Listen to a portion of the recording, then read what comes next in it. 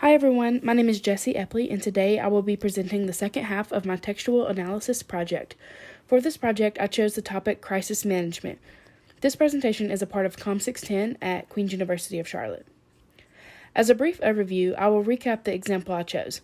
In 2018, the restaurant Kentucky Fried Chicken, better known as KFC, experienced a shortage of chicken. Yeah, you heard that right. Kentucky Fried Chicken quite literally ran out of chicken. If you're like me, you're wondering how this happened. The shortage was a result of a delivery truck delay that catered to a large number of stores in the UK area. Because of this delay to these stores, customers were redirected to the nearest KFC restaurant to get their food, which eventually led to a complete outing in the area. Being that the situation was out of their control, KFC went into full crisis mode, and instead of responding immediately with a formal explanation and apology, the company took a more risky and humorous approach. They crafted a series of ads that really made the public laugh, the most shocking one being their very first. The restaurant is famous for their chicken buckets that labeled their initials on the front, and so in this ad, the company used Photoshop to rearrange the letters to spell FCK. This is of course, caught the eyes of the public immediately, and just like they had hoped for, it actually received a lot of admiration.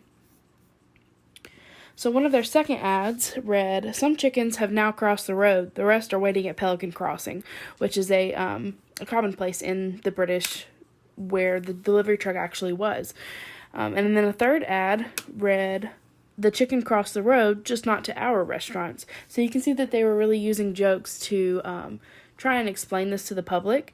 And so the company also created a chicken tracking website so that their consumers could keep an eye on where the delivery truck had actually ended up last.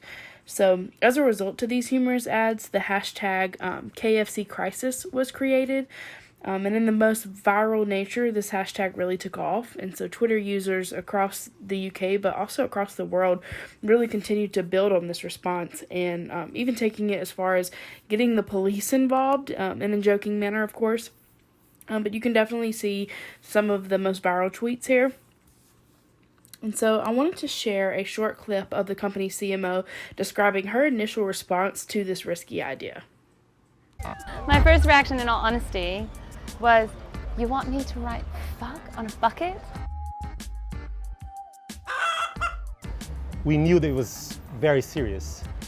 So by that moment, when we locked ourselves in a room, to coming up with it was literally 24 hours. Like, we've tweaked the copy a bit, but have a look again. And my second reaction was, seriously, you want me to turn my brand into a swear word? We put it under the nose of one of our lawyers, and she just instantly smiled.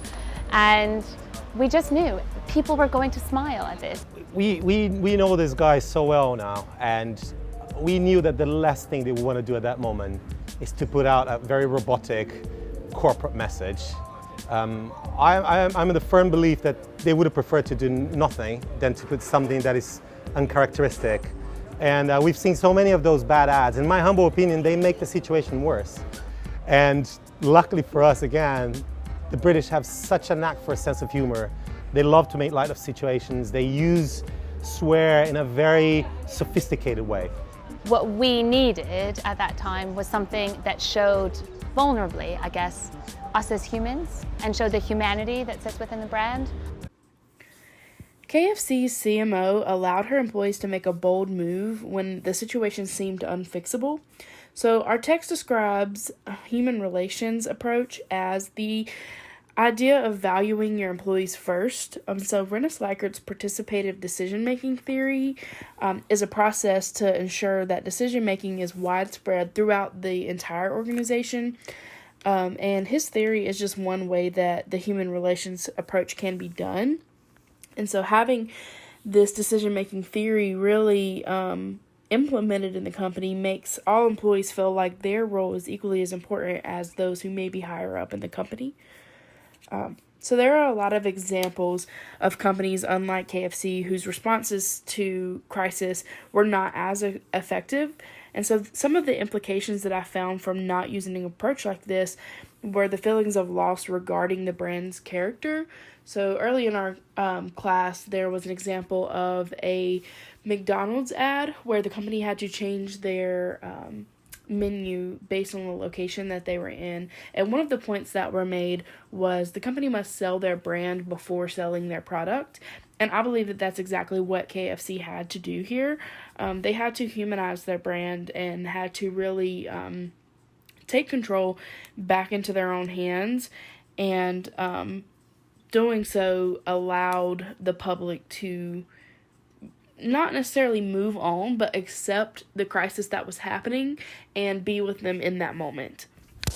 And so putting out a formal automated response not only discredits that humanized climate, but it would also create a less sense of urgency, which could potentially harm the brand's profitability in the future and maybe put some of those restaurants out of business because this humorous approach created such a viral nature that people couldn't wait to get their hands on chicken when it finally came back. That was the only thing that people in that area were talking about, and it was really buzzworthy, not only on the internet, but definitely in that area. So not having that definitely could have harmed their business in the future. And then lastly, I just said that people would have forgotten. So by taking such a risky move, the company really took that control back into their own hands and created a memorable moment and one that is definitely teachable in the likes of crisis management.